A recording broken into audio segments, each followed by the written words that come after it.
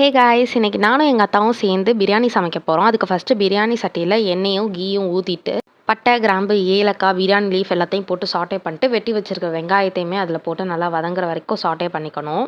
வெங்காயம் நல்லா வெந்ததுக்கப்புறம் இஞ்சி பூண்டு பேஸ்ட்டு ஆட் பண்ணி நல்லா மிக்ஸ் பண்ணிக்கணும். ஒரு கை நிறைய கொத்தமல்லி, புதினா, அதுக்கப்புறம் காரத்துக்கு ஏற்ற மாதிரி பச்சை மிளகாவை போட்டு நல்லா வதக்கணும். இஞ்சி பூண்டு ஸ்மெல் போனதுக்கப்புறம் சில்லி பவுடர் அண்ட் தயிரை ஆட் பண்ணிவிட்டு நல்லா மிக்ஸ் பண்ணிட்டு டொமேட்டோ ஆட் பண்ணி நல்லா வதக்கிக்கணும். வீட்டிலேயே நாங்கள் பிரியாணி மசாலா அரைச்சி ஆட் பண்ணிக்கிட்டோம். நீங்கள் பிரியாணி மசாலா பவுட்ரு கூட ஆட் பண்ணிக்கலாம். அதுக்கப்புறம் சிக்கன் ஆட் பண்ணி நல்லா மசாலாலாம் கோட் ஆகுற மாதிரி மிக்ஸ் பண்ணி விட்டுக்கணும். சிக்கனை ஆட் பண்ணிவிட்டு லெமன் புழிஞ்சு விட்டுட்டு அது நல்லா வெந்ததுக்கப்புறம் அளவு தண்ணி ஊற்றி அது நல்லா கொதிச்சதுக்கப்புறம் பாஸ்மதி ரைஸ் ஆட் பண்ணிக்கோங்க.